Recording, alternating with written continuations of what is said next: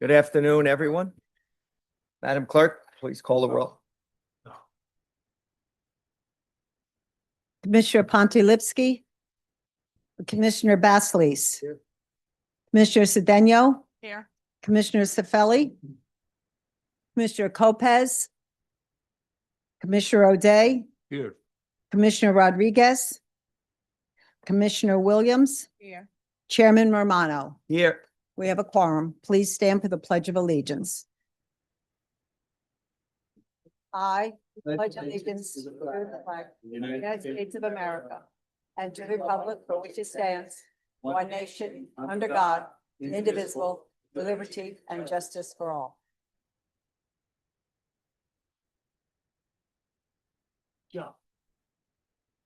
The next order of business is additional discussion on today's agenda. I turn it over to the administration. Mr. Chairman, we have no additional items. Thank you. Continue, Madam Clerk. According to the policy set by the Board of County Commissioners, Hold on. We have two. We have a replacement for 24, which we need to, oh, that's right, I'm sorry. and I have one supporting NJ Senate Bill 3112, prohibiting law enforcement officers from wearing masks or disguise while interacting with the public. That'll be, It has not been put on the agenda yet. that'll be 25. Okay, so I'm gonna move, Do I need a sponsor in a second? I'll sponsor that. I'll second. Seconded by Celeste Williams. And then on 24, I need a motion to amend the prior resolution Like, 24 with the Okay, one and that's in front of us. I won't need a sponsor or a second. That's been done already, or do I need I another? just make a motion. I'm gonna make a motion to amend item number 24, And a which is second? the establishing the County Immigration Community Safety Committee. Second. Second Celeste? Celeste. Williams, okay. We have to vote on that.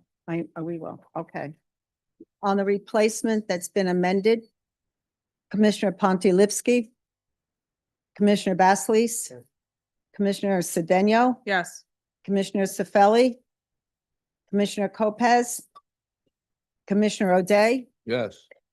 Commissioner Rodriguez, Commissioner Williams, Yeah. Chairman Romano. Yes. Okay, and on 25, I think you just need a sponsor in second. Just did. we just did. That's on, I'm saying that's on already. That's We just did that. Commissioner Pontilivski, Commissioner Basleys, Commissioner Cedeno, Yes. Commissioner Sefeli, Commissioner Lopez, Commissioner O'Day, yes. Commissioner Rodriguez, Commissioner Williams, Yeah. Chairman Romano. Yes. According to the policy set by the Board of County Commissioners, members of the public are asked to limit their comments to 5 minutes when discussing agenda items and 3 minutes at the conclusion of the meeting for persons who submitted a written request to discuss matters of public interest. At this time, the public may address the board on any item on the agenda only. One thing, Carol, please, Commissioner Rodriguez is on, and also ask her if she'd like to vote on the, those two items. Yeah. Yes. Both on, Voted yes. thank you, thank you. Continue. At this time, the public may address the board on any item on the agenda only. Please keep your comments limited to 5 minutes. Are there any speakers on the agenda item only?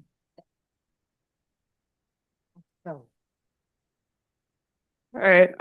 Hello, County Commissioners. My name is Courtney Walker, and I'm a resident of Jersey City. I'm here today to speak on item 24, the Safe Communities Committee. While I appreciate this body's willingness to create the committee in response to public feedback, I cannot support the resolution in its current form, which was the form I read before the meeting. I don't know what the amended form looks like, but in the form that was presented, that was on this agenda before the amendment, I can't support that. As written, this resolution has no teeth. It's extremely broad with no specific goals and no measurable outcomes. It also allocates no funding or resources, which makes it hard to see how this committee could have any real impact on our community. We hear a lot about building trust with the public. That language appears again and again in these resolutions. But trust is built through action, not words. And based on prior actions, I do not have confidence that this county will follow through in a meaningful way. Why don't I have that trust? Because I've been attending these commissioner meetings since July, and only now are we beginning to have substantive conversations about protecting our communities. Because last-minute changes to resolutions and ordinances are repeatedly introduced, leaving advocates and residents without a fair opportunity to review and comment. Because I've spoken with people who've served on past county task forces, and in their words, elected officials show up to the first meeting, take the credit, and provide no resources to actually do the work. I also want to emphasize that most of what we've seen from the county so far has been words, not implementation. Resolutions and ordinances have been passed, but key details remain unclear. We were told there is a standing agreement between the county executive and the sheriff's office, yet when I filed an Oprah request for documentation on this agreement, their response was, there is no standing written agreement that qualifies under Oprah. The only concrete step taken so far has been restricting federal immigration agents from county-owned property, and even that has already faced enforcement problems. Just last Friday, an ICE agent entered a county building, and staff and sheriff's officers reportedly did not know how to respond. I'll be honest, I'm tired. I'm tired of the last-minute action and delayed decisions. I'm tired of not being able to trust my local government to follow through. I'm tired of having to follow Oprah requests and ask basic accountability questions. And I'm tired of rearranging my life to attend these meetings and push for the work that our government should already be doing. But what's worse is what our neighbors are experiencing. Going out to buy diapers for your child and not returning home, like what happened to Martin Soto in Kearney earlier this month. Being taken on your way to work at a transit stop, like what happened to at least 2 men near the 9th Street light rail stop between Hoboken and Jersey City. Feeling the need to carry a passport card at all times, like the kids in the North Bergen marching band.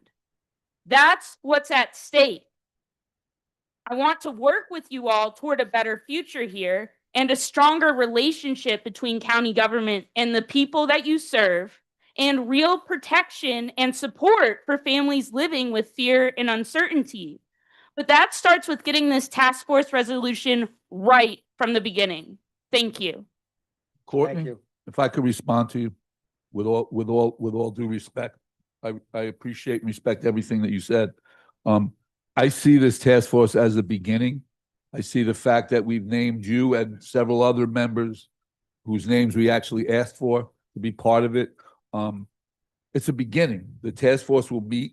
If which I believe you will need resources, the task force will come up and suggest what resources. And you have my commitment. I think you have the commitment of all the members of this board that sit on it, that will work to make that stuff happen. And as it related to last Friday, we had a Zoom call about the county executive's executive order at 2:00 last Friday. So we were in live time with that situation. And I don't know if you know, but at the end of the day, that situation got resolved. Should those individuals ever been there? No. But at the end of the day, that individual who was at risk was able to get out of the building and able to safely get out. And to the county exec, myself and others, we worked to make that happen. Some would say some of the things that worked, maybe we shouldn't have done. But the right thing was done. So you're 100% right. Some of this should have been done sooner. Some of us were busy with other things for part of those months, no excuse. But now we're focused on it. And I think, just give a little trust. Some of us have been strong in our position on this, not in the last year, but for the last 9 years, right? Going back to 2017. So it's easy to, and as I had said to Corey today, I don't know what other county's done anything like this. If you've got language for me that shows what they have, what they can do, what authorities there are, share it. Let's start the task force, let's meet, and then we can adopt as many additional resolutions to do what we need to do. We can adopt resolutions to allocate funding, the things that we need funding for. But when I sat on that Zoom call last week, and we didn't spend as much time on a lot of the ancillary issues because we focused on that situation with that individual. I mean, we spoke about services that we're going to need to provide people, resources we're going to need to provide people, legal services that we're going to make available to individuals that find themselves in those situations. So I respect you. You were the first person here, and you've been here consistently. I'm just asking you to trust. And if this committee meets and those elected officials on it don't show up, I'll be the first one to go out and join you at the mic to critique them. But just give us a chance. That's all I'm asking. Speaker, please. Thank you, Courtney. Mr. Chairman, Yes, I'd like to note that Commissioner Sefeli and also Commissioner Lopez joined us. yes. I just want to know that they The vote, yes. have, Al, on resolutions 24 and 25, Ken? Yeah. Yes. They didn't Thank vote you. on it yet, Mr. Savali. You said aye. thank you, Chairman. Go ahead, Tricia. Hi, Pat Waiters. I must respectfully disagree with the last speaker. Mr. O'Day, this been going on for years and you've been on your bike doing everything in your power. I think what is happening in America and all around is the fact that we got to stop playing place the blame and think of solutions. Because while we arguing back and forth, everybody hurting, our family members, kids. I worked at the school to see that many kids, preschool kids, middle school, scared to come to school. By 1 o'clock, 90 mothers outside screaming, "We want our child." And if we react to the actions with our actions and hysterical and going crazy, we sending a scary message to those kids. We gotta calm down. What haven't been done in the past, we can't bring it back. If these freeholders wasn't doing what they supposed to do years ago, it's irrelevant. Let's see what we're gonna do tomorrow. Forming a committee is step one, okay? And if you didn't have integrity then, this gives you an opportunity to get integrity and work together as a team. That's the problem here in Hudson County. You don't work together. Look what you guys doing to Senator Sacco. Okay, so how do you expect to get something done and gain the public's trust? All of y'all know Pat Waiters for 21 years been fighting this county on a federal level.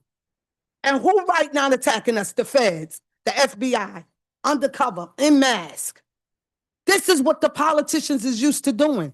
So you have betrayed the public's trust. You have betrayed the immigrants. I was working in the jail when y'all got the first immigration tier. Right, Mr. O'Day? I worked there. And it was about greed and money. We could get $1,000 per immigrant. We could get that. It was about money. Y'all need to be ashamed of yourself. We in a mess, but we got to get out of it together. I dare one of y'all tonight to not have a conscience and vote no on this. Shame on you. Because this is just the first step. I walked in 8 below and I said, ICE out of Hoboken. Out of Hoboken. But I got to send a message. I had hundreds of people behind me. We need 100 more. We don't send a message and right away come up here and put these freeholders down. We defeating the purpose, y'all.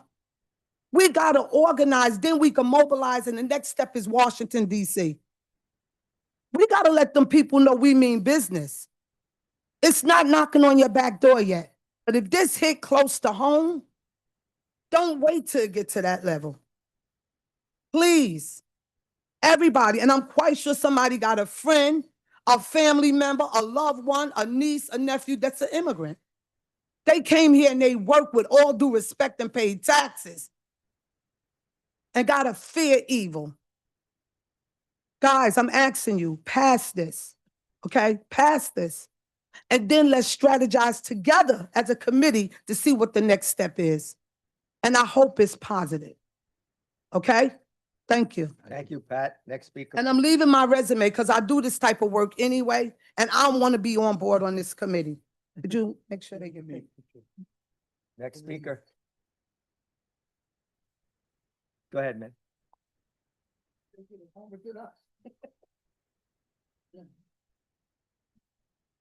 Good afternoon. While I acknowledge that forming the committee is a step forward, it's not enough. It's not enough. There needs to be allocation for funding in the resolution.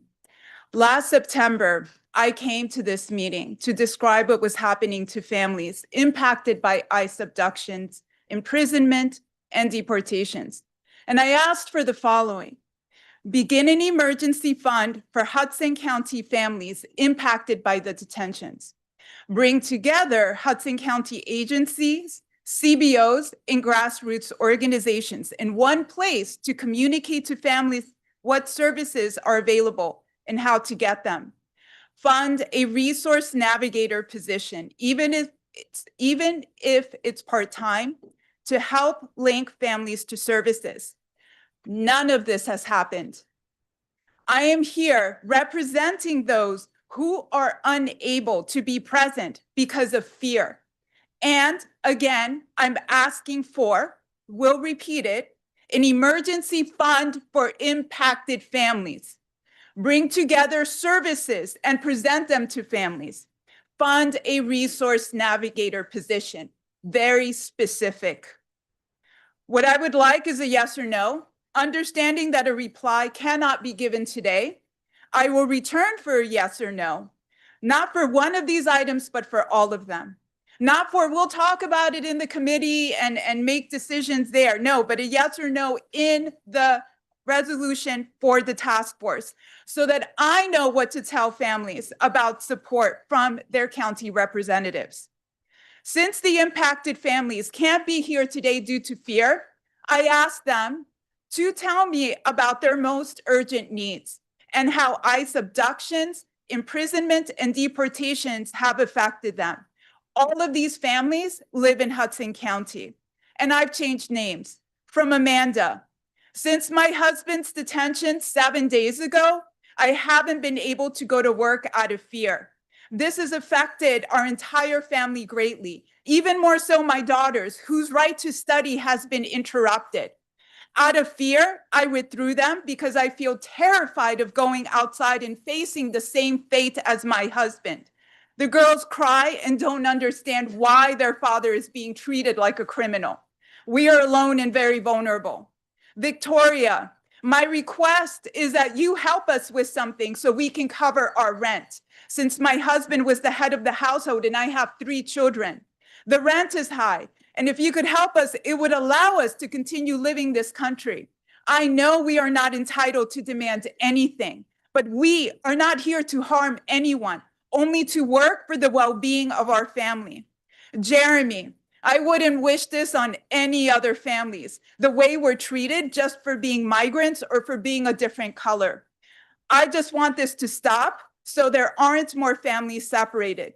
I have been left alone with my 2 children. Because of this, I have lost my job since I have no one to stay with my kids, as their mother is detained by ICE. Because of this situation, I have no income to pay my rent and other bills, since my job was my only source of support. I have gone through very difficult moments, especially since there are 2 children who are also deeply affected by not having their mother by their side. I have testimonials from more families, but I'll stop there.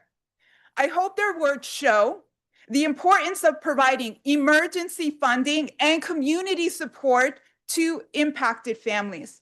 Finally, this isn't a question of there not being enough money.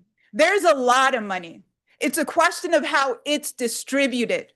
Will this county prioritize these families when distributing funds for the county? So the resolution for the task force needs to have emergency funding in order to have my support. Thank you. So next, just to not as a question, but until we get into the midst of seeing whether our existing programs are being accessed by individuals, whether they're programs that they're not eligible for that will require emergency funding, How will we know how much funding to put in there? This is something I talked about in December. I brought it up in September. And what I got in response was, we should hold a Know Your Rights webinar. That's what I got in response. I did not get a response to that question. That's something that could have been done since September.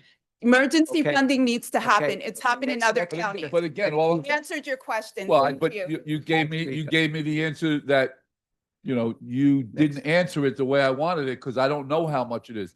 I know Next the speaker. task force creates an opportunity to now explore whether existing programs can address those individuals. And if individuals are not being addressed by those existing programs, then we need to, and I would be the first to sponsor funding for that. And everyone is fair in critiquing that things haven't happened quicker, but they're happening now. And let's keep those things moving forward as we can. And Frank Mazza, I'm sorry, I'm not finished. I apologize. One of the points that was raised by the speaker, which had been raised prior, is the resource navigator position. I don't know whether you need to hire a person to do that, or whether you have the ability to take an existing staff member and assign the duties and responsibilities for them to be able to create this and gear it with specificity to those individuals that would fall in under a category that may not fit into the niche of other categories that you currently have under your family services I program. just want to make one comment too before the next speaker. I think that the executive branch and the county executive, as well as this board, realizes the severity of the situation. But we do have Frank Mazza and his department that does do those programs. And I think that by working with that, as Bill said, within our own staff, as we get to talk, as we get to these meetings and the task force starts, that these things will be broached. So as also, we're here to get it going now. Can't be looking back. This is what's happening now. Go ahead, next speaker, please. No, I asked. Hold Frank on, the somebody question. else? Okay, Uh, Frank. Commissioner, we can assign somebody, and I do want to make this clear. I oversee welfare, so whatever funds and resources I'm discussing have nothing to do with welfare funds, but there are other pots of money that can provide for the population that we're talking about. And I'm happy to speak to whomever after the meeting and provide a contact number. The department has spent quite a bit on this population over the last year. So I'm happy to go through that. after the And speaker. again, Frank, I think that the issue lies in one of the first things that need to be done. And just to be clear, there's a legislative branch and there's an executive branch. And there are responsibilities within each branch of government. And sometimes I'll plead guilty that I may look to exceed what the responsibilities of the legislative branch are. But I'm okay with that. And I think many members up here feel the same way. Not you. But one of the first things I think that we need to do is look at and identify the type of resources and services that individuals need that there may not be a easy to access source of funding for. And then from that, what we can guesstimate that need or demand is based on looking at the past year.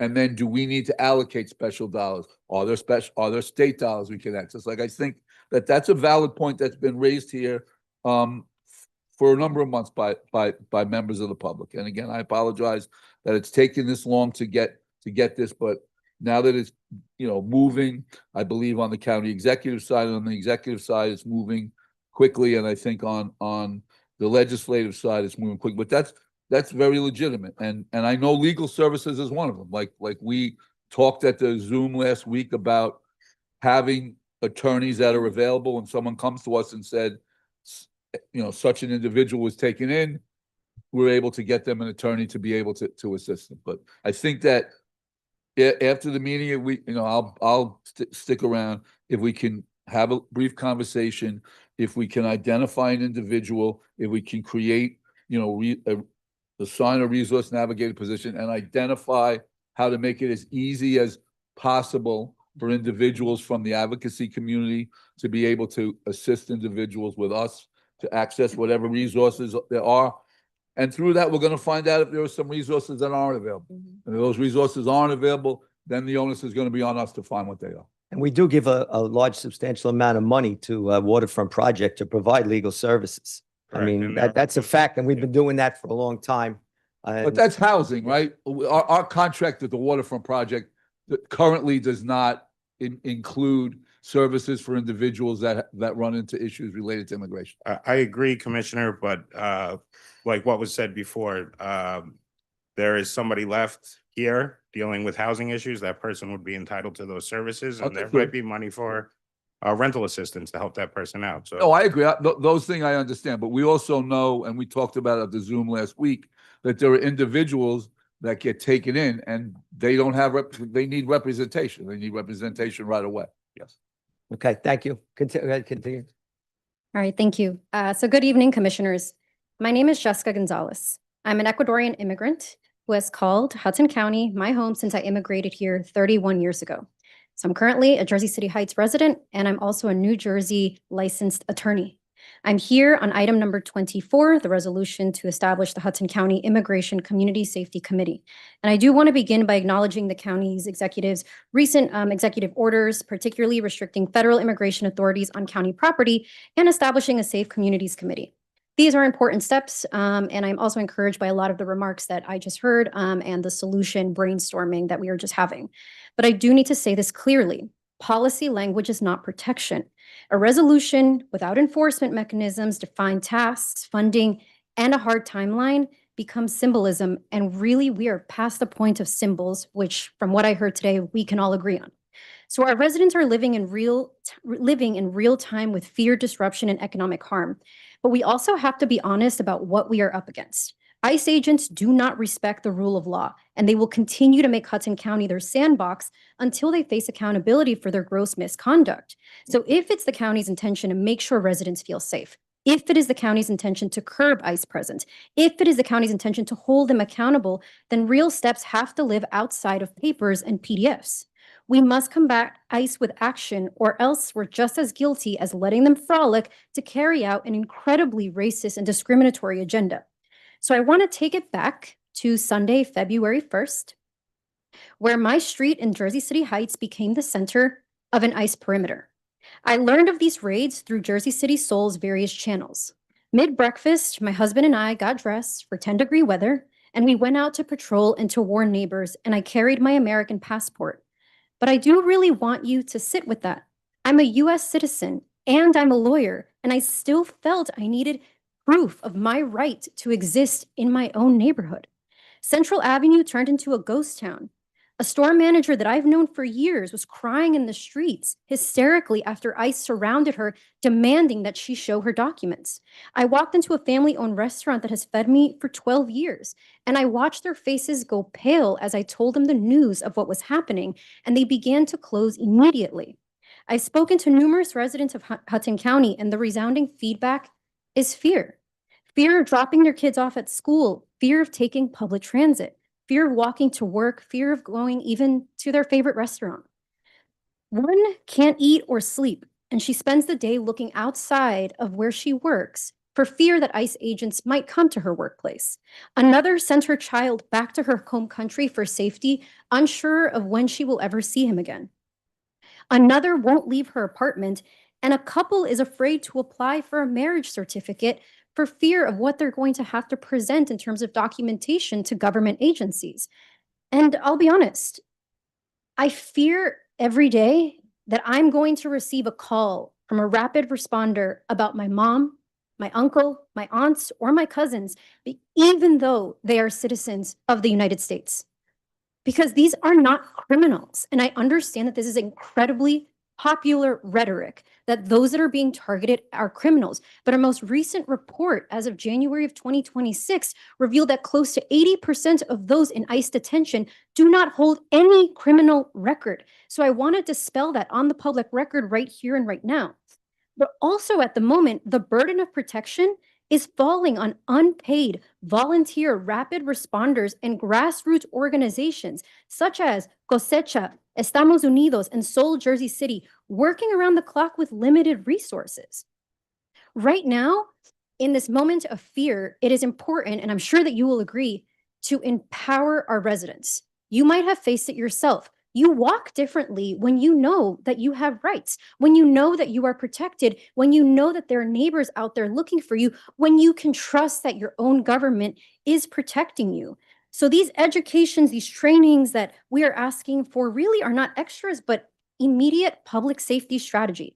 So as you're working also to amend the different resolutions and beginning to really create these task force, I urge you to just consider some of the following to make sure that it's done intentionally.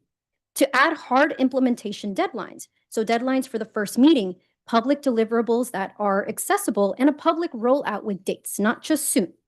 Fund the work, which we've talked about and we just started brainstorming, through dedicated appropriation for county-funded legal resource representation for detained families, emergency family stabilization support, and county know your rights printings and trainings at county facilities. Thank you. Thank you.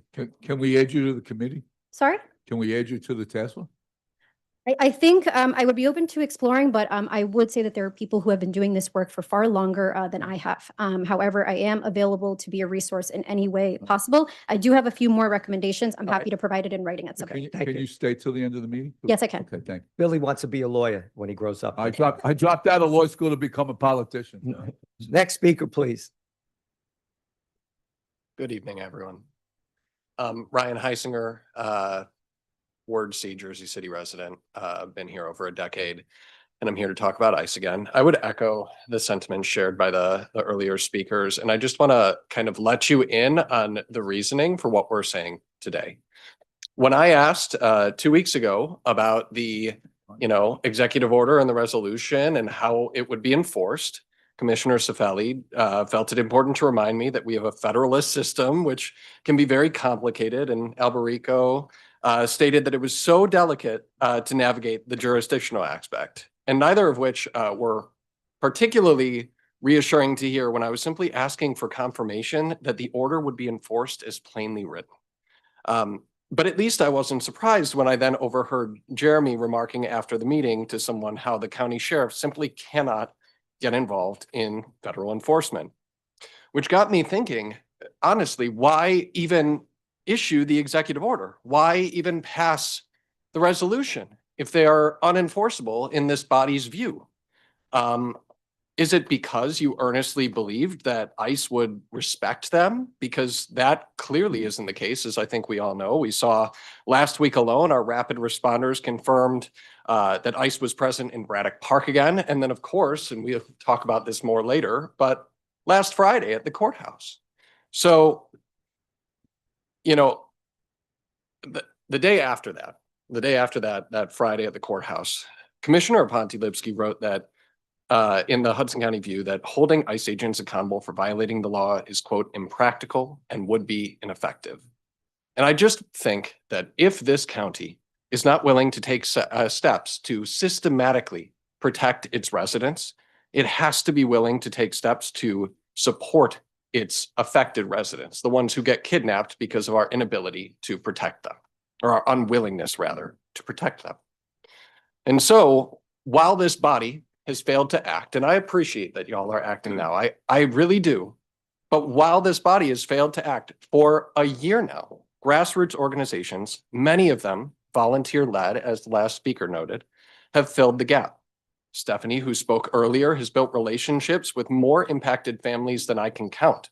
She's coordinated with other organizations and individuals across the county to provide rent support, legal support, food and diaper distribution, and more things that I can even wrap my mind around. So before we agree to join a committee, we need some sort of commitment from the county, because what is the county's contribution going to be? We've already laid so much groundwork and built so many connections. What is the county going to contribute? So that is why the emergency fund for families feels so important. That is why funding a resource navigator position feels so important.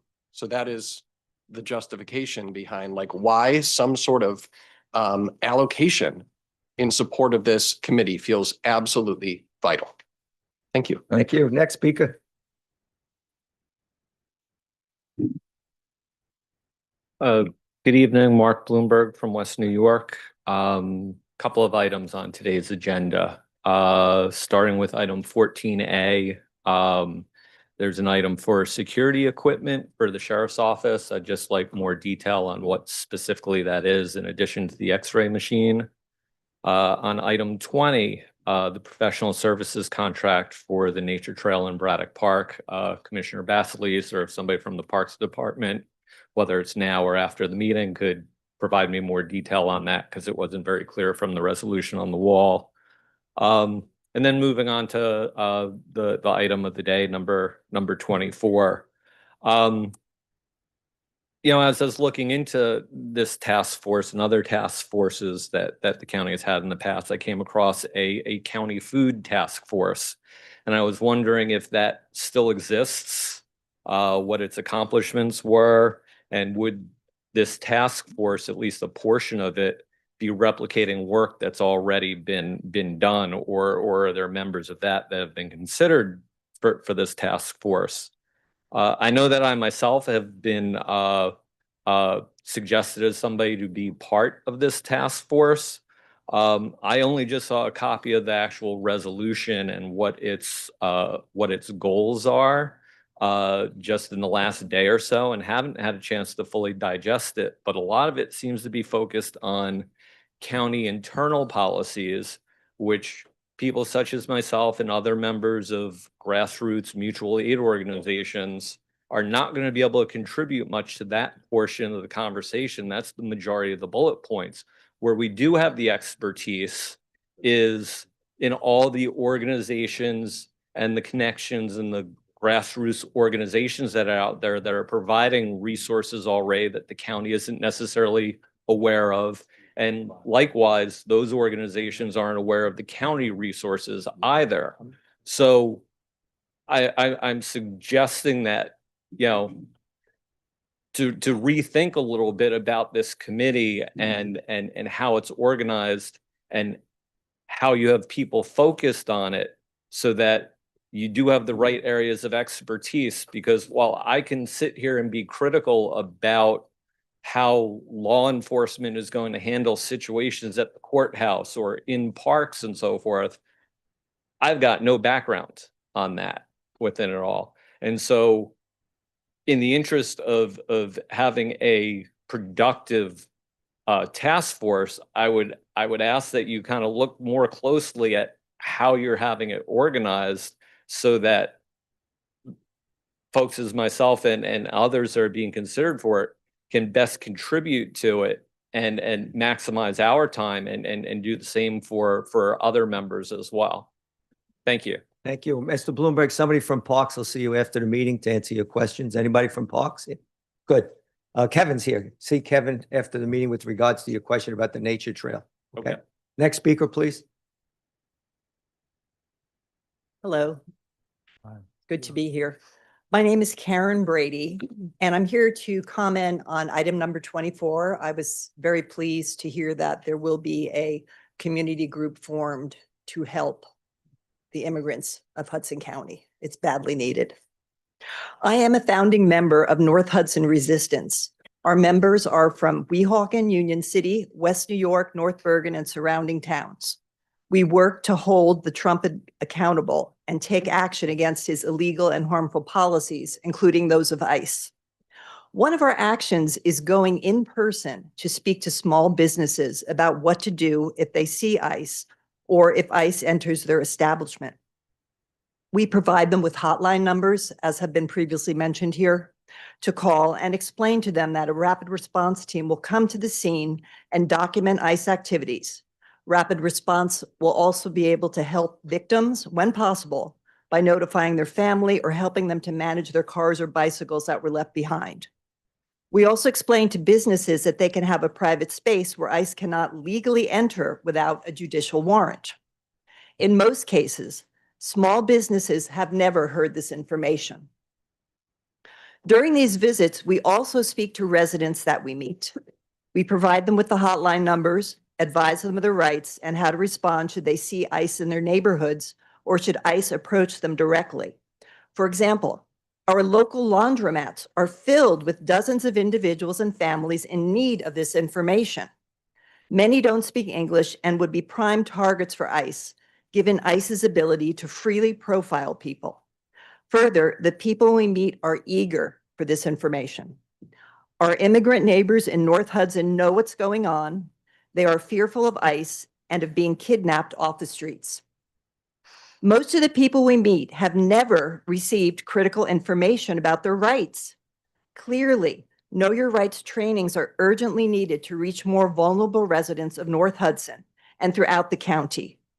Will the committee work to increase access to multilingual trainings, both online and in person? So the answer is yes. I mean, I think that, so I spoke to some of the community individuals that are on the task force. So we're gonna do our first meeting next Tuesday at 5. We're gonna do it by Zoom. I'll get your information. Okay, Love you to participate. Great. I would say from the business community, almost every city in North Hudson is an urban enterprise zone. And they already have access to a significant database that they would be able to share that information with okay, a large number of businesses that are probably certified within their zone, and they should have information even for businesses that are in those zones and not certified. Now, the whole city's not in it, but every major thoroughfare in those towns of Gothenburg, West New York, Union City, maybe there's one more, but like Weehawken's not, North Bergen, Weehawken's not one. But those other towns are, like, that's a no-brainer. And everything's not necessarily done by the county. Those are each local zones. They okay, have local coordinators, It's, but Right. those coordinators, Jersey City has one, Okay. Kearney has one. So all those municipalities are no-brainers to share that information that you have, to right, coordinate doing remote, Zoom information sessions for any of the businesses that want to partake of it. But just, they have email addresses. Okay, So that would be every one of those great. businesses, just to send that information out to them. So I'll talk to you afterwards, okay, get your information, and then get you the names of, probably tomorrow, of each coordinator for each of the Hudson County, the North Hudson towns. okay, that would be extremely helpful. Thank you. I just have a couple more comments. As you probably already know, yesterday ICE was reported at a restaurant in West New York and at bus stops on Bergen Line Avenue around 70th Street, as well as in Jersey City near the Bayonne border. ICE is increasing its presence in Hudson County, and we all need to know how to respond, every single person, every single business. And as a personal note, as a daughter of Hudson County, I know firsthand the value of immigrants in our communities. I just want to say that my grandfather, a Polish immigrant and a resident of Bayonne, arrived here in the 1900s. He helped to build the Bayonne Bridge. As a child, I remember the stories told of him walking a long distance to work and climbing way up on the bridge to help construct it. He spoke very little English, was enormously proud of his contributions to his new country. These are the same people the Trump administration is committed to deporting, and our country will suffer for these egregious actions. Finally, North Hudson resistance firmly oppose the presence of ICE in our communities and believe the agency needs to be abolished and reconstituted in adherence to our Constitution and laws. North Hudson resistance is a resource for the community and welcomes being further involved and supporting your efforts to curb ICE. thank you. Thank you. Continue, Madam Clerk. Chairman, But- may I have a Sorry. comment, Mr. Chairman? Yes, Name go and ahead. comment to Ms. Go ahead, Brown. Al. More company or group? Yes. Oh, North Hudson resistance. Thank you. Ms. Brady, Ms. Brady? can I just make a comment? Yes. The last meeting 2 weeks ago, and one of the speakers before alluded to my comments about how, you said we have to educate our constituents, our residents, as to what their rights are. Absolutely. That is an extremely fluid and it's an ongoing problem because right now, even the Congress of the United States is debating what are the rights when ICE comes knocking at your door and they don't have a judicial warrant. Can they just come in with an administrative warrant? And right now, that's being debated between members of each side of the aisle. Right. And I don't mean to be over politicized, but I think we all know what side is for administrative warrants and what side's for the need for judicial warrants. Absolutely.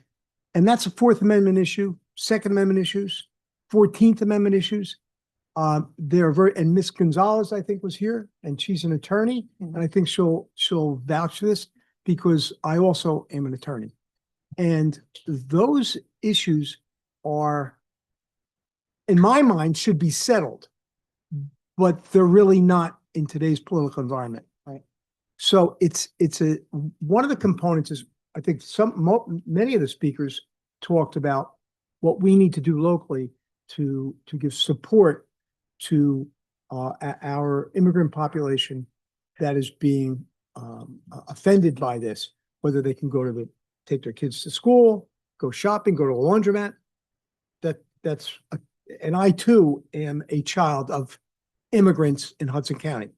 Hudson County was built by immigrants. Absolutely. And I don't think anybody in this room is anti-immigrant.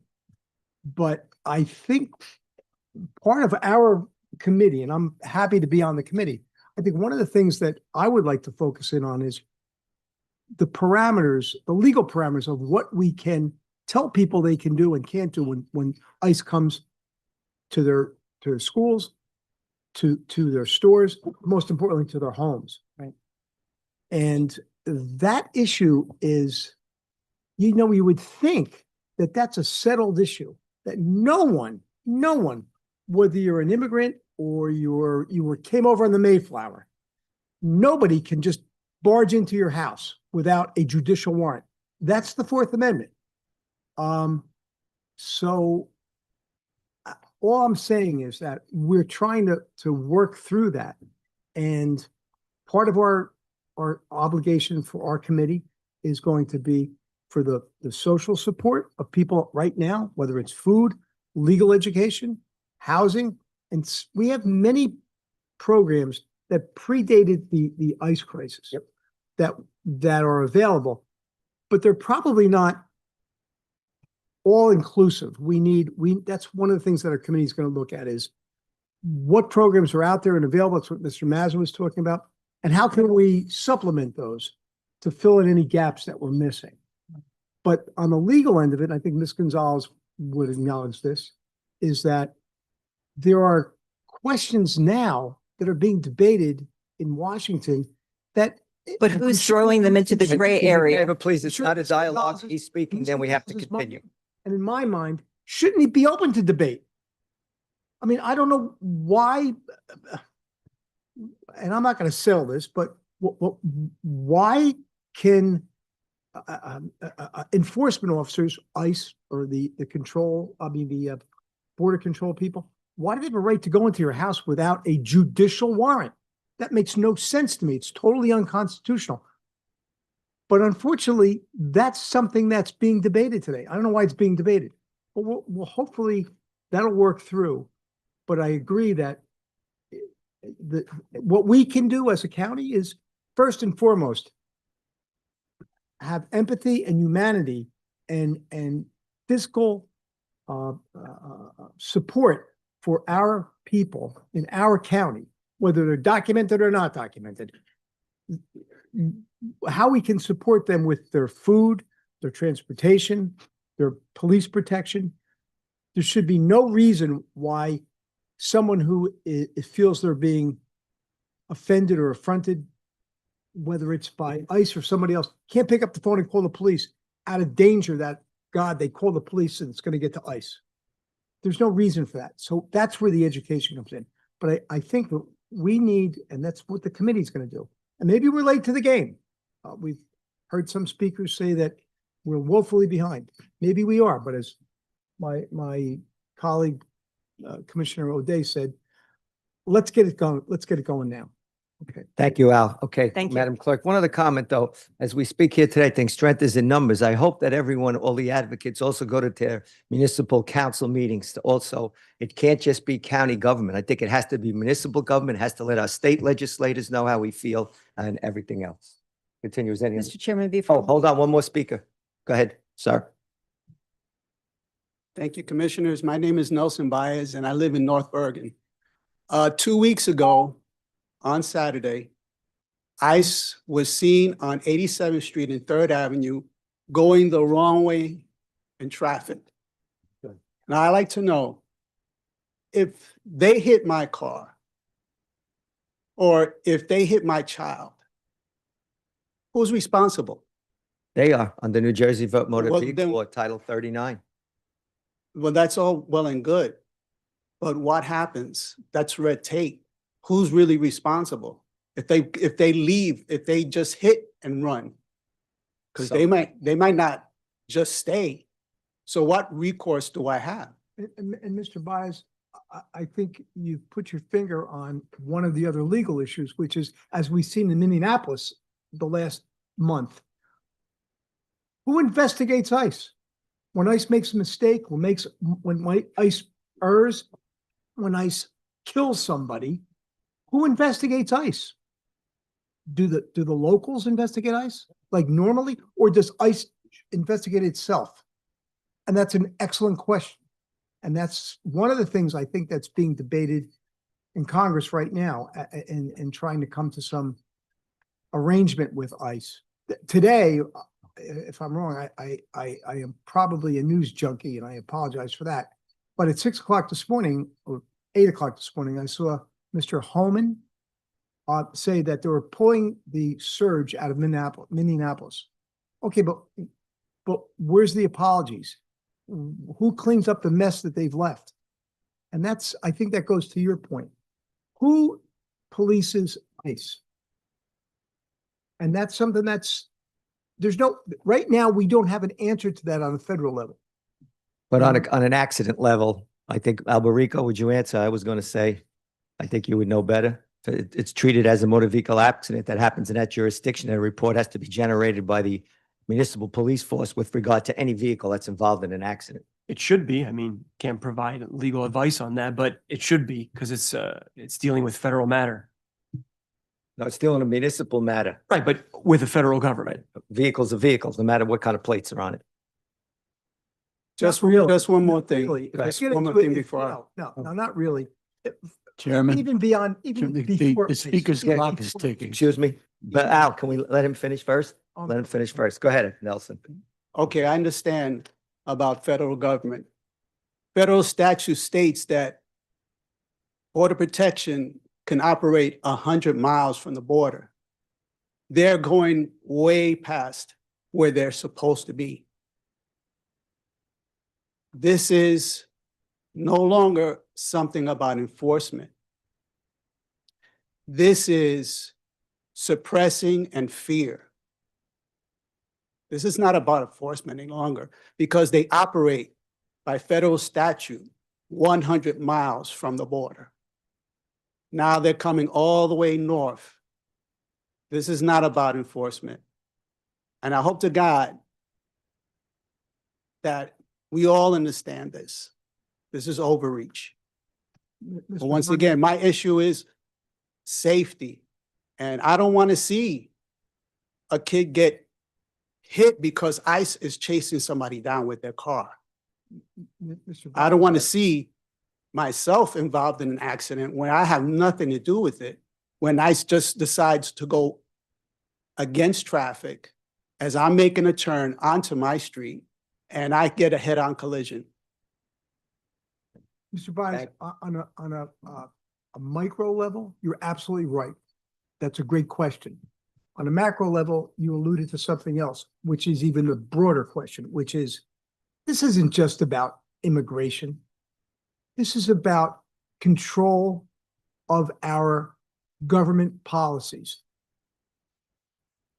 If anybody in this room thinks that this ICE enforcement, this surge, as they call it in Minnesota, they call it the catch of the day in Maine, I think. If you think that's just simply about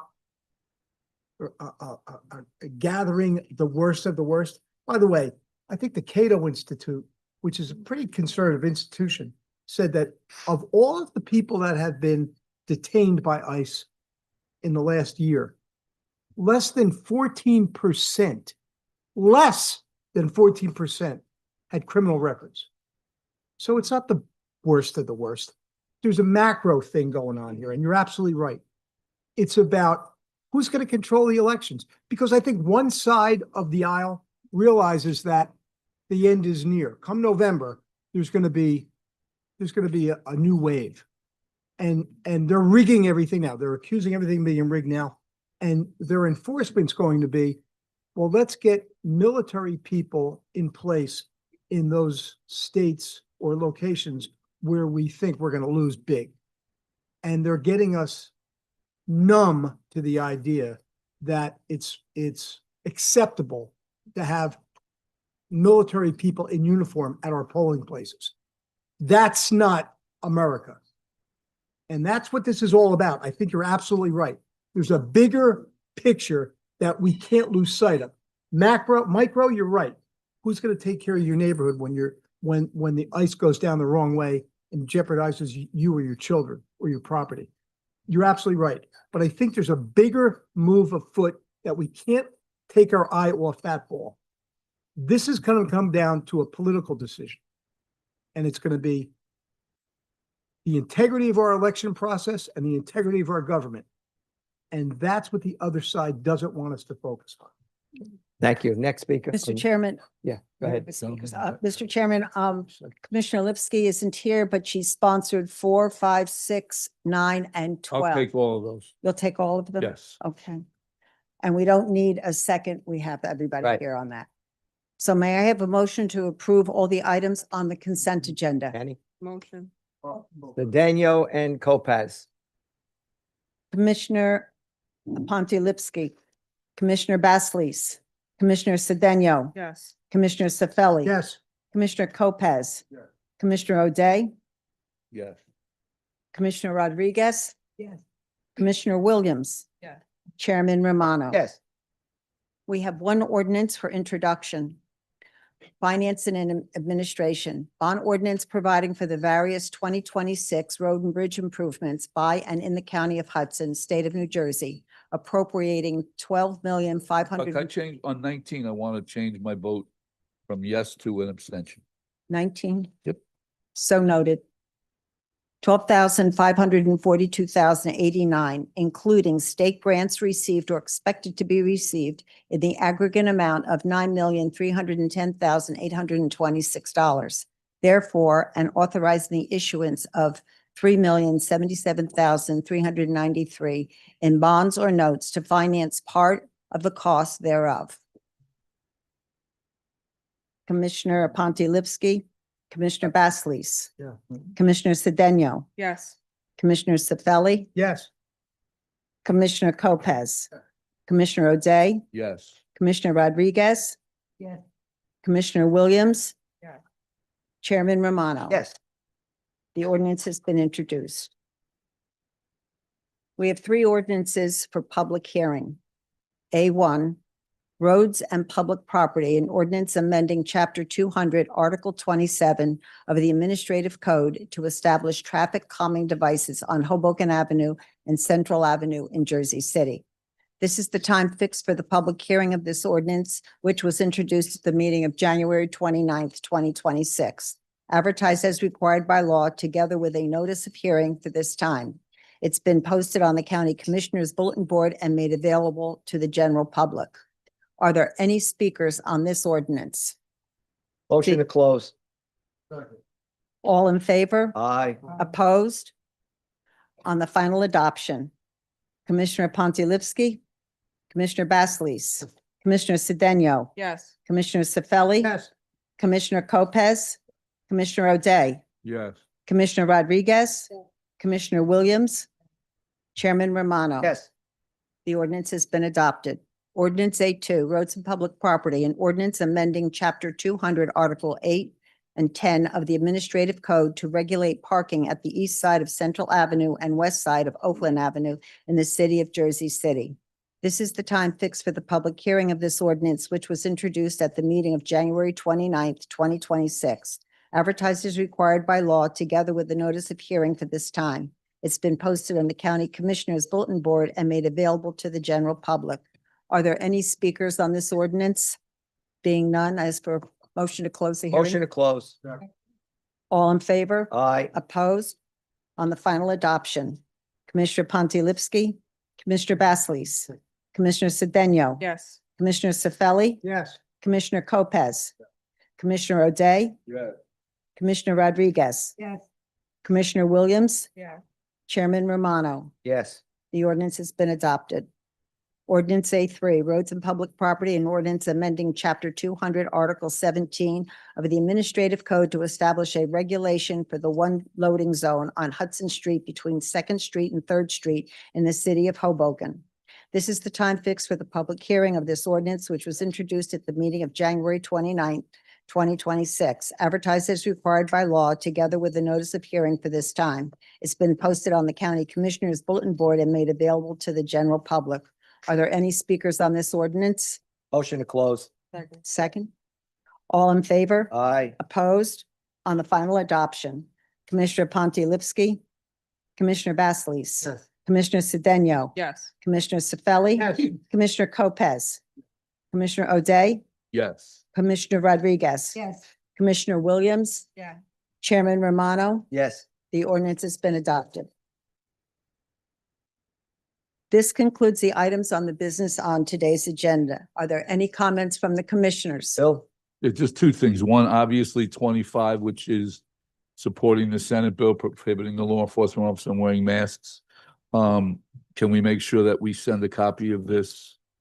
It says it urges the New Jersey legislators. It's nice when we pass it. Can we send copies to all the members of the Hudson County delegation? Obviously Governor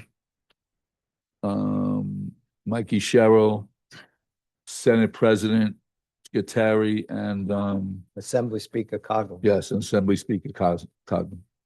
And then just because it had been referenced, I believe, by one of the speakers, and we've spoken about it the last meeting and as late as the public safety meeting today.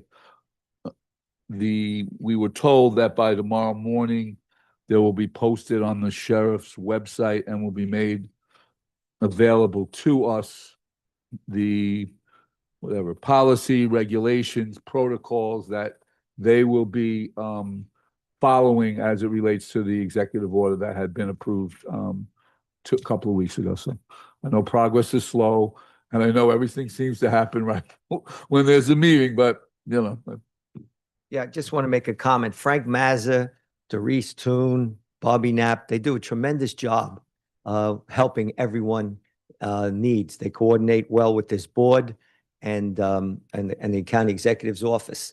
So they've been there. A lot of people don't realize the job that they do for those that need us the most. And I want to thank you on behalf of the whole board.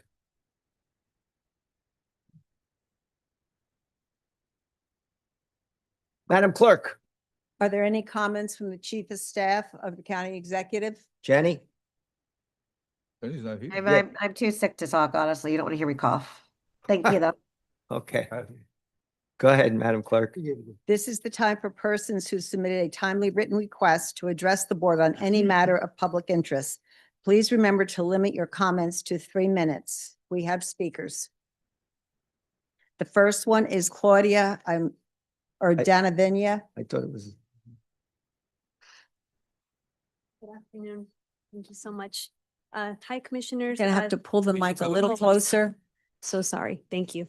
Hi, good afternoon. Thank you for allowing me a few minutes to share the floor with you. My name is Claudia Denevia, and I am a Union City resident, and I'm the Urban Agriculture County Agent for Rutgers Cooperative Extension in Hudson County. As County Extension Department Head, I'm just here representing all of my colleagues to share some updates on the work and impact that we've been able to make through funding that is approved by you, the Hudson County Board of Commissioners. Extension exists in every county in New Jersey, and our mission is to bring the knowledge of the university into the community through deep community engagement. So since 2021, our Rutgers team has held a strong partnership with the Hudson County Department of Health and Human Services, with the Office of Director Toon, the Office of Food and Health Equity Services, and the Division of Children and Youth Services, as well as the Hudson County Department of Parks. And we're housed in Jersey City, and we've reached a lot of communities throughout Hudson County. So prior to 2021, we were limited to only providing nutrition education. And since then, we've grown significantly to have a full extension office that provides youth development, health and wellness, agriculture and natural resources, and nutrition education. So I have a report that I've brought just to share with the commissioners that highlights our team's work. And I just wanted to share a few of those. The Youth Development Department, for instance, has engaged over 500 Hudson County youth in various free long-term programs, as well as an additional 500 community members through one-time outreach events. These programs are mainly centered on food systems, food justice, urban agriculture, environmental stewardship and sustainability, STEM, equity, and teen leadership.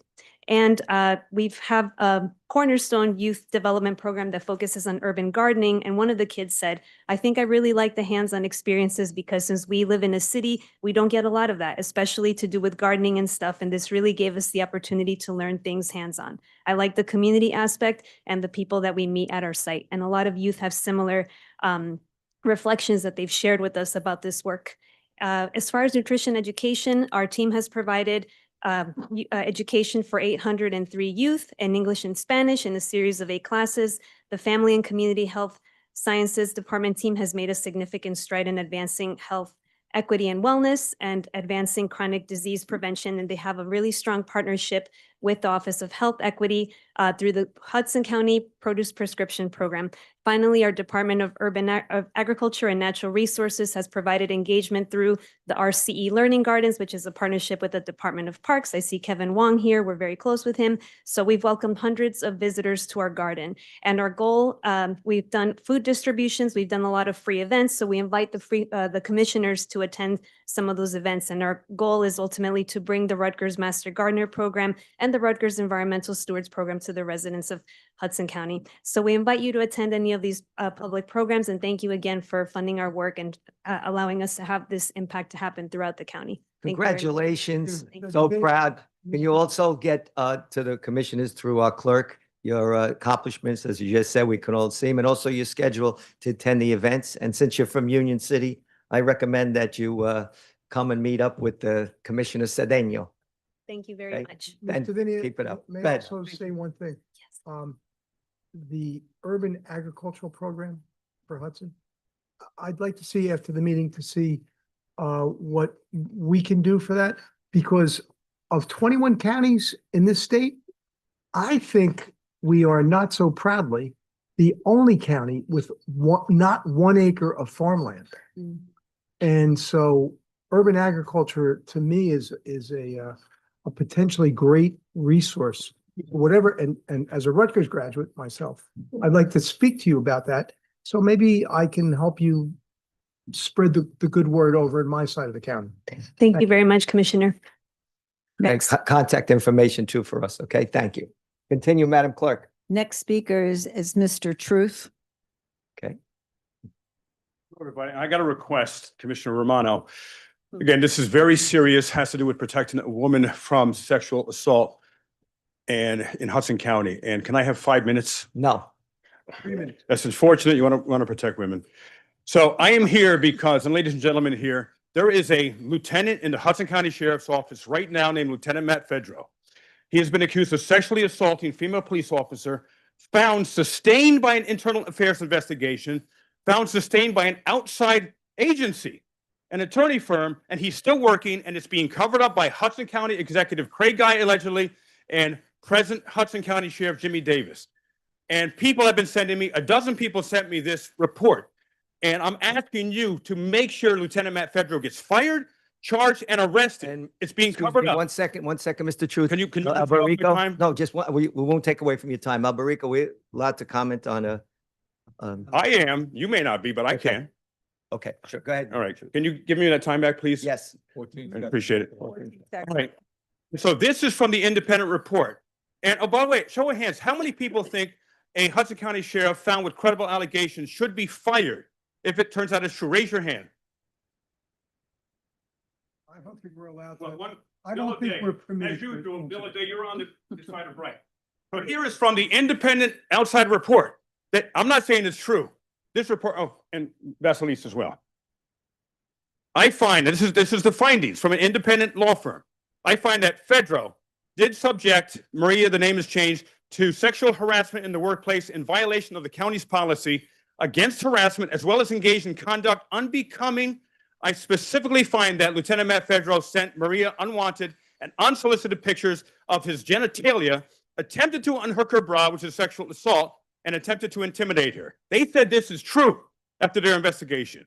While Fedro asserted that he and Maria both sent each other sexually explicit pictures, thereby stating or implying the exchange of pictures was wanted and or solicited, he was unable to present any proof of pictures sent to him by Maria because he lied, Lieutenant Matt Fedro. The only pictures that were presented as part of the investigation are those that Fedro sent to Maria. Furthermore, Fedro falsely alleged that the pictures he sent were sent prior to 2018. The pictures he sent to Maria via Instagram was clearly sent around 2022 or 2023 as Maria reported. Not only do I find that the pictures sent to Maria were unwelcome, but I also further find Maria reported to Mendoza, her PBA representative, that Fedro was harassing her with repeated unwanted flirtation, and he sent these pictures of his privates. I find Fedro's conduct of sending illicit photos and unwanted flirtation was violative of the county's policy against harassment, as it was not welcome at the time. She did not reciprocate by sending sexual pictures of herself and did not solicit anything. I further find that Fedro did attempt to unhook Maria's bra while he was working when he gave her a hug in her office in 2023. Sexual assault. And I find this conduct was violative of the county's policy against harassment, as well as constitutes conduct of becoming. I do find that Fedro did attempt to intimidate Maria by way of bringing Conte, Under Sheriff Conte, into her office following their March 8th, 2024 argument. This is true according to them, and Jimmy Davis and Hudson County Executive Craig Guy are covering up for him, refusing to fire him when Sheriff Shalari wanted him fired. This has got to stop. He has got to be exposed. I'm the only person that's bringing this forth. They're trying to rug it. They're trying to bury it. He's got all his duties back since Hudson County Sheriff Jimmy Davis became sheriff, who has his own alleged sexual misconduct allegations. So I'm asking you to open an investigation publicly, transparently. I want to work with you. I will give you the information I have. We have to protect women. This woman is terrified that she and other female officers, as they've been contacting me, are going to be sexually assaulted by Matt Fedro or others being protected. Thank you, Mr. Truth. And can I have a Thank statement you. from anyone before we go? Alberico. Sure. This matter is actually now a present litigation, so there can't be any comment because it's currently being handled by counsel. And therefore, not only is it a personnel matter, but now it's an ongoing legal matter. I heard, thank you, sir, for answering, but that's not an answer, of course. But I've heard it's buried, that they are going to rug it. And I'm the only one going to make sure that this guy is charged, speaker, arrested, please. and Madam fired. Clerk, next speaker. I just want to ask The the next- attorney, Like- so when you're saying it's litigated, is it civil litigation? It is a matter that is currently both the employee has counsel, the county has hired counsel. It's a current disciplinary litigation matter. So it's disciplinary litigation. Correct. Was there any civil litigation ever undertaken by the victim in this, in this situation? The victim wasn't even announced by name, so I think the speaker said that it was, he chose different names. Obviously, I can provide a memo because it's not a matter for the public based on the information. I would maybe ask after the next caucus or something, we go to closed session. If necessary, but there's no pending civil litigation matter related to any of the underlying facts. And there never has been any civil litigation. Not against the individual that is the employee in question. Well, or the department, right? So if I could file litigation, not necessarily against an employee, I could file it against the sheriff or the department because they failed to do what they should do in order to protect my rights. And then they have more assets as opposed to personally going after an individual. Well, obviously, any litigant has the right to file against whoever they want to Why don't we file just do against. closed session after the next call? Sure. All right, thank you. Give me this. After the meeting. Thank you. Next, The next speaker is Next speaker. Mr. Raymond Mitchell. next speaker. That's for Adam. That's for Adam. That's Adam's question.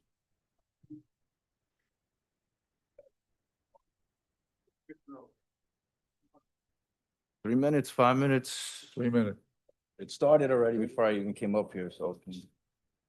All right, so, We all know why I'm back here. Okay? My father's mystery death, once again. I have 3 different stories. The nursing home said it was a natural death. I have pictures of him strangled face. And then Miss Esther Suarez said my dad died of COVID and then she retires. I never got any proof. I'm still waiting for Wayne Mello. I asked Jimmy Davis to be here today. Is he here? No. He's not here. Of course, when I call his office, I call everybody up and down the chain, local, county, state, federal.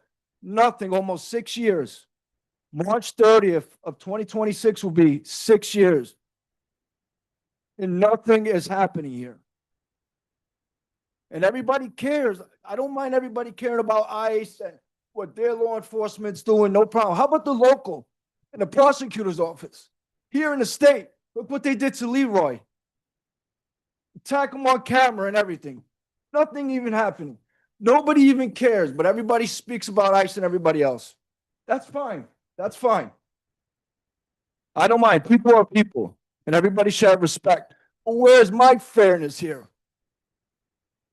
And the only 2 people I knew my father was Brian Stack and Bob Menendez. Okay? And I had issues with Brian Stack, as we all know, in 2012 when he put his hands on my neck. And now we have a massive cover-up. Local, county, state, and federal. I've been going. I have stamps and everything here. Trying to get this investigation. Right, Adam? Yes, no? Yes, no? I have here letters from Brian Stack saying he was going to investigate. He never did, and these were fabricated. He didn't even put the nursing home that's supposed to be here. Lilybeth. Don't even know what happened to her. How many times do I have to come here and speak about this? And I don't get nothing done. I can't even get an investigation. I can't get anything. And nobody has any answers that could help me out here, care. Maybe we could go protest up there, shut down Hackensack Marine Hospitals and that nursing home. Maybe you guys could all vote on that. Maybe we could arrest Brian Stack, maybe. And the retaliation that has been going on after my father's mystery death, with my brother's children in Bergen County being retaliated. I just got another, I got pulled over in Bergen County going into Sea Caucus by a Carlstadt officer. I don't know what's going on here. This is now we have a nursing home murderer for 6 years on the loose because none of these public servants want to do anything. Thank you, Mr. Mitchell. Next A speaker. disgrace to our Mr. Mark country. Bloomberg.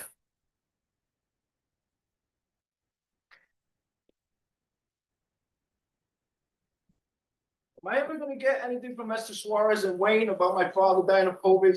Call Or their that off, was all call made the, up call the COVID? prosecutor's office tomorrow. And I'll get something? The truth? Go ahead, Mr. Bloomberg. Thank you. If you watched the Super Bowl this past weekend, you might have seen an ad for Ring Camera where they introduced the feature for finding lost dogs. It was kind of heartwarming, unless you know that Ring and Flock Safety signed a contract to integrate their surveillance systems. If you can track a dog, you can track anyone, and so could DHS and ICE.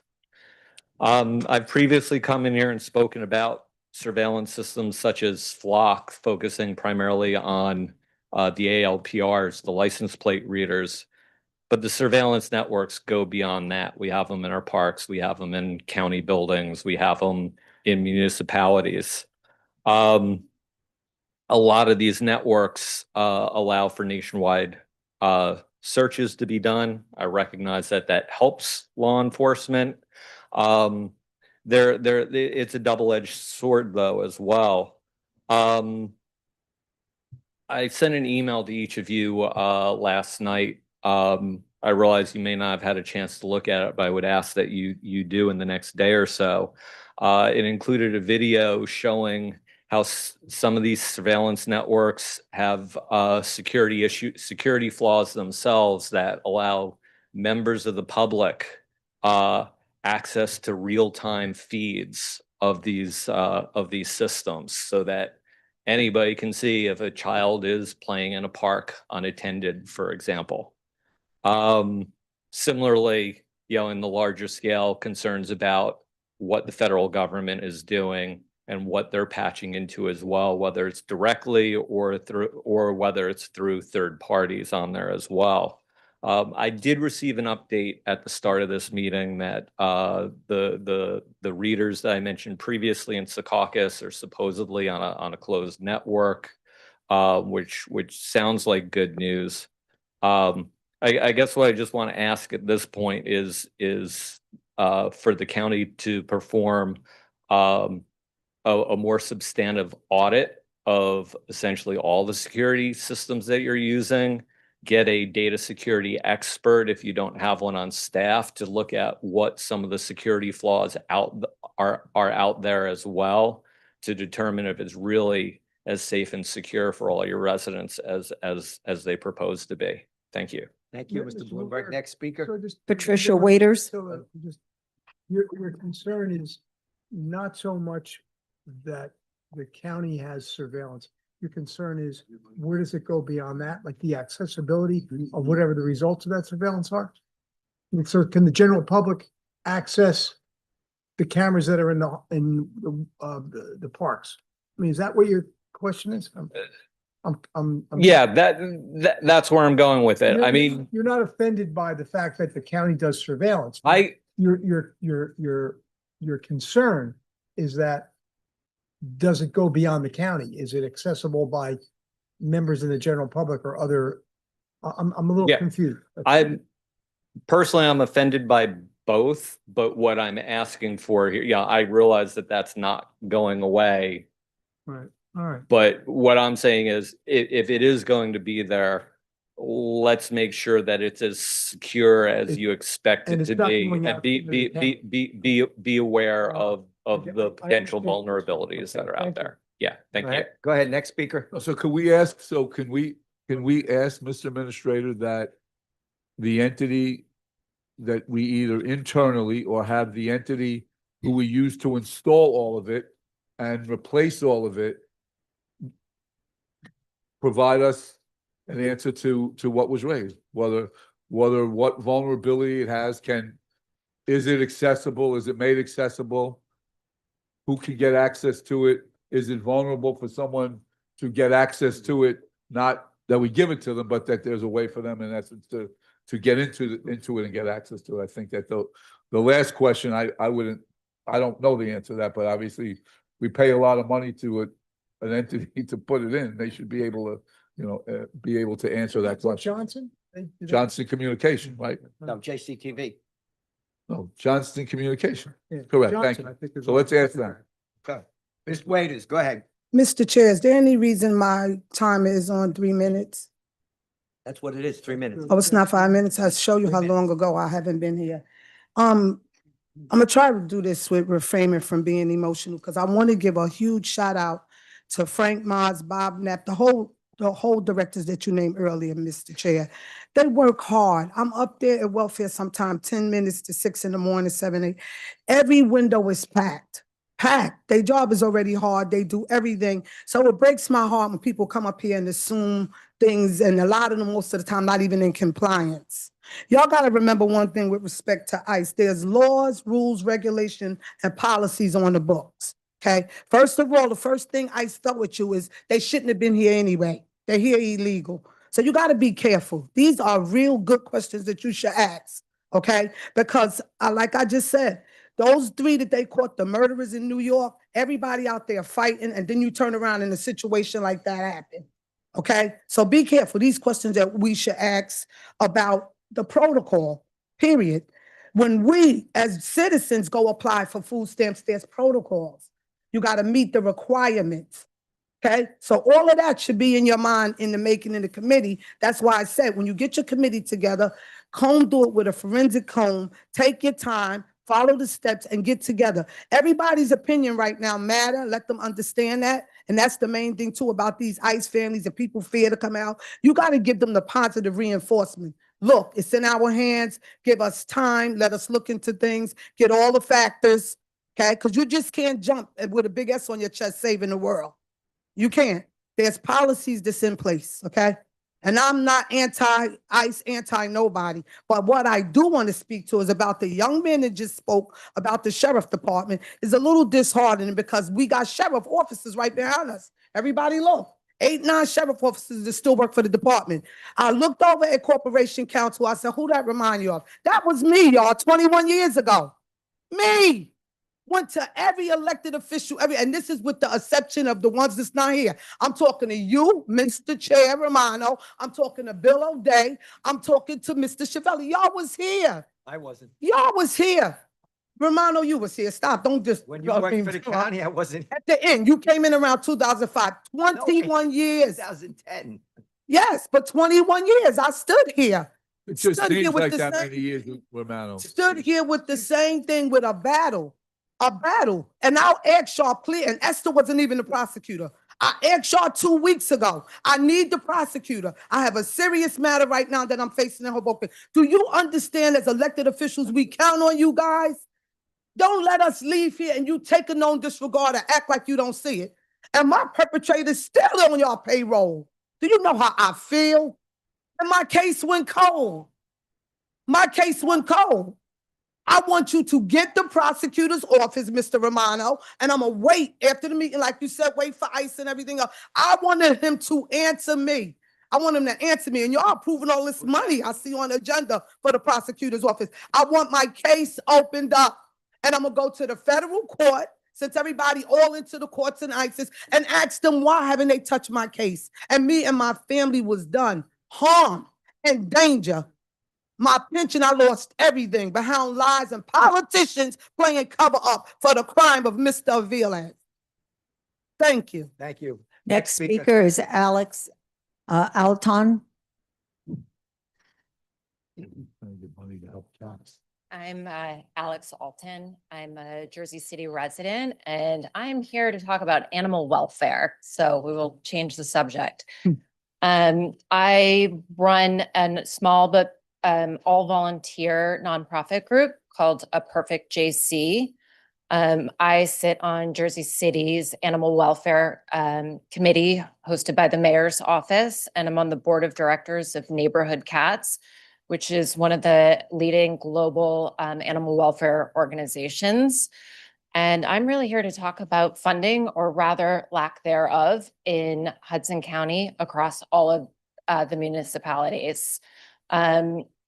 In Jersey City, we have the single only animal shelter in all of Hudson County. I would not classify New Jersey Humane as a shelter. And groups like mine are really performing city functions for free. We do not get city funding through the Health and Human Services Department. When we have, it's been $1,000, $2,000. Last year, our organization was the first year to get money from the county for a mini grant of $1,000. And we are really picking up the slack for what all of Hudson County isn't doing. There's not a single city in Hudson County that provides low-cost subsidized spay-neuter to residents, or low-cost wellness, which keeps pets in homes and out of shelters and off the streets. Really only Jersey City has a trap, neuter, return program. I spay-neutered 400 outdoor cats last year. Spay-neutering one cat keeps more than, I couldn't tell you the percentage that keeps out of the shelters, because one cat can have 12 kittens a year. So it's far cheaper to fix them than it is for the shelter to take them in. And we are in a full-blown animal welfare crisis. Hudson County isn't the only county. Newark, which is Essex County, this is happening all over the country, and it's a topic that needs to be addressed. And really only Jersey City is talking about it. And so I've worked with Bill, who's an animal welfare supporter, and that's really why I've come here today, to say that we need to find solutions to this situation. Thank you. Yeah, and I know that you sent a request that we consider some funding. I forwarded it to the chair, and I believe to the clerk. So I will move to get something done in ready to be at least considered by the board for the next meeting. And it wasn't a lot of money, to be honest with you, were asking for. Ms. Alton, last year, Go the ahead, chairman. Bob, Al, then Bobby, then Al. Go ahead. Last year, the chair tasked me, there were a group of people that came in from North Hudson looking for funding also. We met several times. We came up with a model program based on what they would tell me, because that's not my forte. I'm allergic. But at the same time, we did come up with a model program that I think we based some of it off of Jersey City, Sea Caucus, and presented it to the county, looking for funding. At that point, the planning department said they were looking, and the health department, Department of Health and Human Services, trying to find funding through the consultant. That has not come through yet, but I would support anything that Al, Commissioner O'Day does. Al, go ahead. Question, a few years ago, it's got to be 3 or 4 years ago. We were brought, the board was, the attention was drawn to the board about, I guess it's the word feral. Yes, feral or community Yeah, cat, or- that refers to Yeah. the They're like outdoor at the street outdoor, cat you know, population. Wild or whatever. Yeah. That there was a significant situation in, I want to say Lincoln Park. But I don't know- Braddock. Braddock. I don't know whatever sorry, what happened to it. park? That kind of fell off the radar. I don't know whatever happened with that condition. It was brought to our attention, like, it's gotta be 3 or 4 or 5 years ago. I'm sorry, what park? Lincoln Park is fully TNR'd. What's that? It's fully, I'm sorry. Lincoln Park is fully spay neutered. There are colony caretakers. Correct. Great. That so that's- particular that's neighborhood controlled. is managed, and the surrounding blocks, we call it the carrying capacity. That's the number of cats that reside on any given block. And it's easier for me to talk about Jersey City because that's where I live, and I focus on Ward F, which is the most underserved neighborhood in all of Jersey City. It's MLK, it's Ocean, it's Grant, it's Claremont.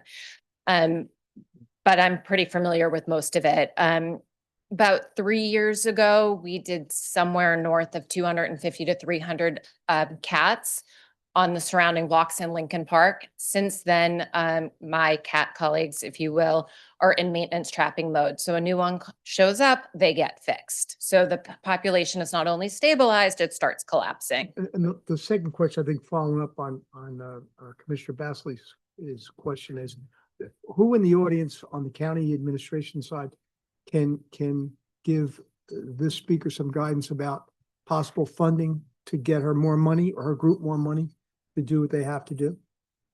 And really what we need is groups like mine need money, of course, and groups similar to mine need money. But what we really need are municipalities and the county to fund low-cost spay neuter. An average resident, if they were to take a cat in off the street that's unfixed, it costs them $800 to $1,000 to get their cat fixed in Hudson County. That's not. And then they end up right back on the street. That's not a practical, feasible solution.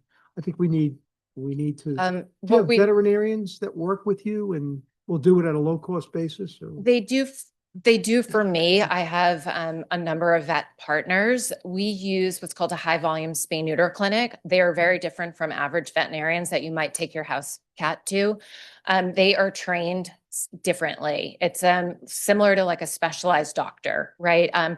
That they're based in Hillside, New Jersey. I, in Hudson County, have access to the most volume of appointments there. Most people can do one cat at a time. They have a 6-month waiting list. The only other spay neuter clinic anywhere in the vicinity for Hudson County residents to go to is in Teaneck, New Jersey, called Sheltering Vets. And that costs about $100 to $200 an animal, but they only have access to that service if they work through an organization like mine. And we're doing it now because of the crisis, but our nonprofit is not set up to help average residents with their house pets. So what do you think you would need on an annual basis to meet that demand? I mean, a lot. Well, So Commissioner Basselis, and he and I talked off record, he undertook a process last year. They came up with an idea, a little bit more than $100,000 countywide. And the idea was that the dollars should go to you guys. If the government tries to do it, trust me, you do better, cheaper, more effective than if government tried to do it. So Well, what I would. the model's there. It's a matter of getting the money. But the What model I- is also about vouchers. So it would not only be your agency, you would be able to give a voucher to a private person, be able to get, and there would be that lower end price for them to be able to get that. That- And That's actually not the most effective way. Oh. The most effective way to do this would be through the JCACC, which is the Jersey City Animal Shelter. They have a built-in surgical suite that's ready to go. What they really need is an in-house veterinarian. There are city rules, which is mind-boggling, that prevents the shelter from hiring a veterinarian full-time in-house. So they have to contract with external veterinarians to bring the cost down per spay neuter is to change the rules to bring them in-house. Sounds easy. It has not been easy. We've been That's city or screaming. state? Who do? It is a Jersey City pay-to-play issue around their hiring. So it's a city issue and the Jersey City rules are far more onerous than the state rules that the shelter is required to follow. I followed up with some vets who are willing to do it on their own time. They're Every not time- allowed by law. And that's exactly what they said. The reason vets are not allowed to provide pro bono work to a municipal shelter, it's Jersey City Animal Shelter is not a nonprofit, it's a municipal shelter. It would fall under pay to play thing. So if they ever wanted to get hired in the future, which is really not an issue, they would not be allowed to donate their time unless it was through the EDC, and some of those rules have just started changing. What Right. we need is funding in-house. Yeah, thank you. Well, we have to move on to, Hold on. hold on, go ahead, Carrie. We live on a block, which is just a short block in West New York, like Boulevard East. And we're facing, feral cat colony situation. Mhm.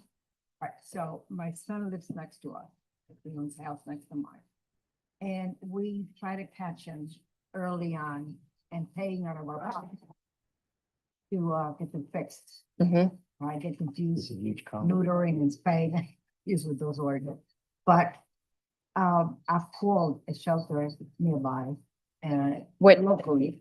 Remind me what city you're in? Society, some. West New York.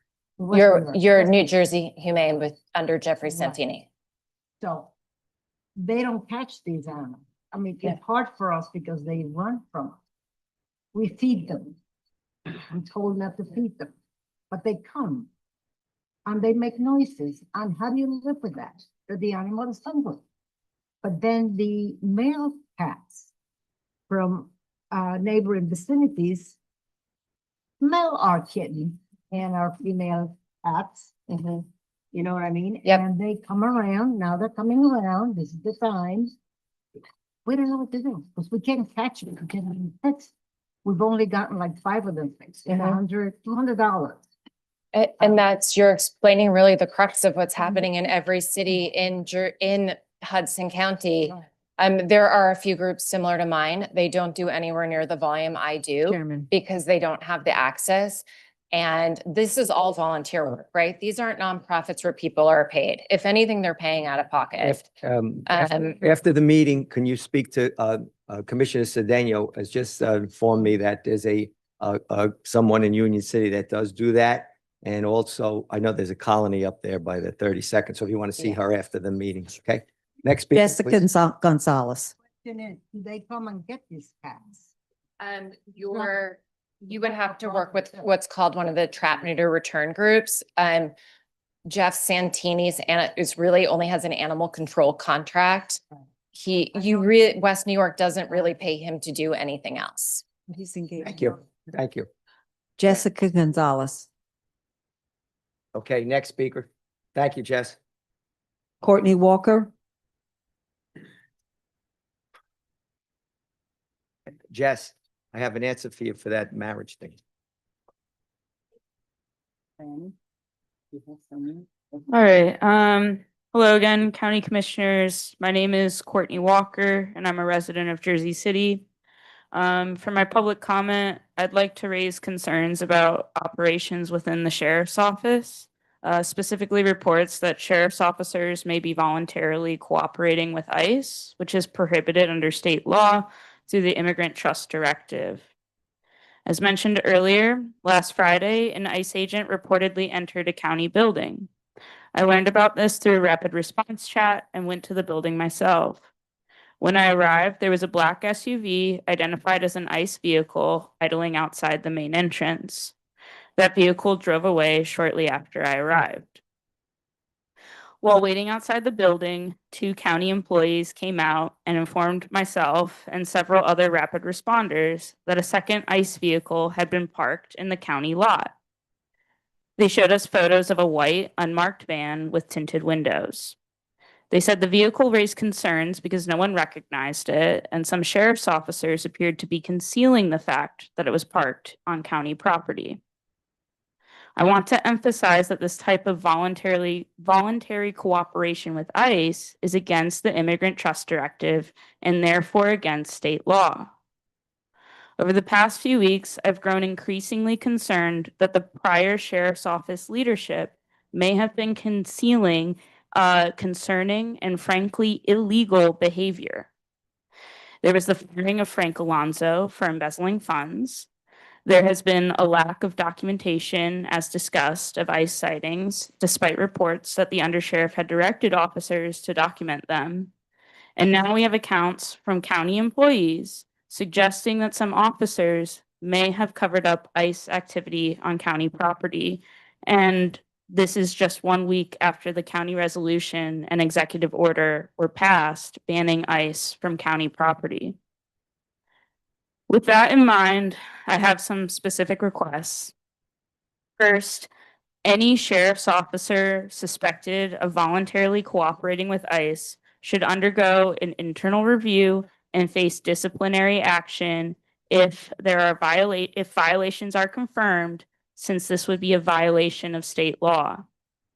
Second, there should be a clear written policy, which I think Commissioner O'Day said that was going to come out, of what sheriff officers must do if they encounter ICE during their day-to-day duties. And third, regular trainings need to be established so officers understand and follow this policy, with refreshers conducted often enough to keep it top of mind. Thank you. Thank you. Next speaker. Stephanie Campos, Next speaker. Ryan Heisinger,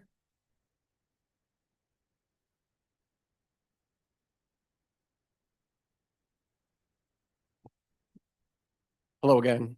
I just have a bunch of questions regarding last Friday. So There's not going to be any dialogue. I Put them out understand. there. No, I get how it works, but I do have the questions and I Go want ahead. you all to hear them. Go ahead. I Put hope them on we the can get record. an answer. Put them So- on the record. Yep. So as you all are familiar with at this point, there were ICE agents who entered the courthouse on Newark Avenue last Friday. Our understanding of the situation is that they were targeting an individual who had a hearing there. They followed the individual through the hall and then waited outside of another room that the individual was waiting in with his counsel. And so some questions about this whole thing. How long were the agents in the courthouse? Were they addressed at any point by county sheriffs? I was in the courthouse for less than a half hour. I responded when our hotline received a call about the situation. And within that half hour that I was in the building, I was addressed by sheriffs for loitering in the hallway. So it just leads me to believe that if there were plainclothes ICE agents just loitering outside of a room, that they would have been addressed by the sheriffs at some point and questioned. So am I to believe that no officer engaged these ICE agents while they were in the building for likely hours?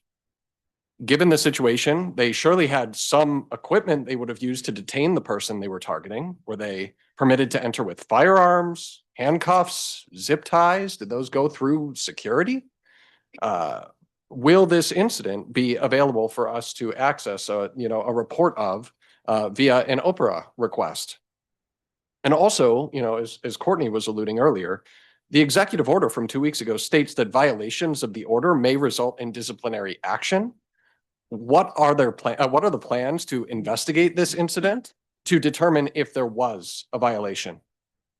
What is the timeline for that investigation? Given the massive lapse that took place, can you assure the public that disciplinary action will be taken if a violation is found to have happened? And more broadly, how many times do you all believe ICE was in the courthouse before this? And what steps will be taken to prevent it from happening again? Thank you. Alberico, after the meeting with you. So Alberico, some of these issues were spoken about during last Friday's Zoom. And we were told that we would get a report. We That have is- yet to get a report. At That's least I have not gotten a report yet. That's absolutely correct. And as the county executive issued in his release, the matter is currently under investigation so that all the details can be provided. And what's important is that, as you said earlier today, Commissioner, the request to have a policy in place by the next time we meet, which is today, has been met. And again, that will be a place tomorrow. And I think it's important to note, I didn't want to say anything until I was presented the opportunity. Also, what you were saying earlier, that myself and my deputy, Rihanna Garcia, who's a plethora of information as her background, also in immigration law, I've already gotten 2 requests from 2 other county councils to know what we're doing and have our language incorporated, because they're looking to us as now the example of what's been doing. So the sheriff's office policy will address all of these matters. An investigation is being conducted and must be thorough in order to thoroughly understand what happened. And then once the investigation is finalized, it will be available. And what's very important is that the Friday's events, for what we know, all that matters is, at least at this point until the investigation is over, is that it confirmed that in conjunction with the executive order, it was confirmed that no enforcement activity was conducted on county property. Do you mean, can I have just a clarifying question? No question and answer session. Al, go ahead. At the end of the day, they didn't enforce anything. I guess that's. You're saying they didn't detain anybody? Correct. That's all I'm asking. Yes. Correct. Because they were Go ahead, Al. in the courthouse and trying to engage. Go ahead, Al. A general Hold on. question maybe to our county council and your sheriff's officers in the room, but I don't think any of them are authorized to answer this, but maybe the county council is. I've been practicing law for over 40 years. When I have had police officers as clients who have come into a courtroom for their own business, they always literally check their guns at the door. They can't walk into, one of our sheriff's officers takes their weapon, secures it, and they can't come into a courtroom with that. Is that any different if a federal officer comes in armed? They're on 'Cause I think duty. ICE They're on officers duty. are armed.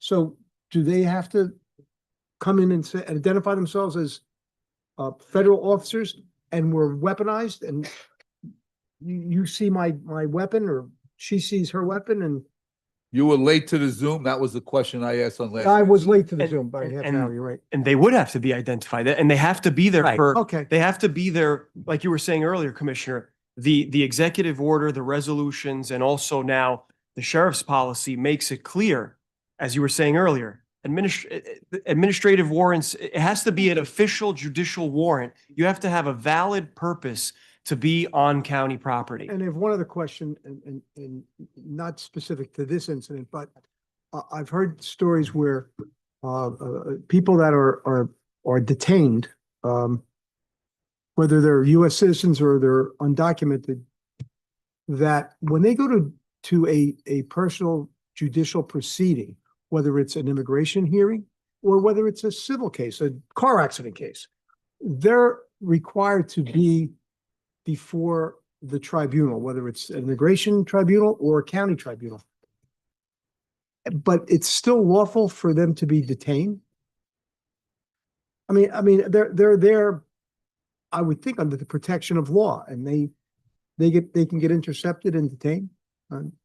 It's a serious problem. And I think, That's one of the things we got to investigate. Absolutely. Alberico, according to the court guidelines for security for court buildings, any officer on duty from any kind of agency is supposed to advise the sheriff's officers, whether they are local. And as Al said, if you're not officially on duty, your weapon is supposed to be secured, either not on you or taken by the sheriff's officers. But anybody on duty is supposed to notify sheriffs as they enter the building from another agency. I will check into that. I'm not versed on what the policy is on that, but I don't know if it's always the case. We have to check that as well. Okay, thank you. Our next speaker is Nelson Baez. Okay. It's your Next time. speaker, And the last one I have is Karen Brady. Karen. You spoke already. They all Okay. spoke. That ends the speakers. That ends the There's one business. comment I want to make. I mean, it's just a hard job that the sheriff's offices have. And I know that they've shown time and time again to do their duty diligently, professionally, and within the confines of law. And I'm sure that they will follow any directives that are given, whether by the Attorney General, their own sheriff, or recommendations by any other law.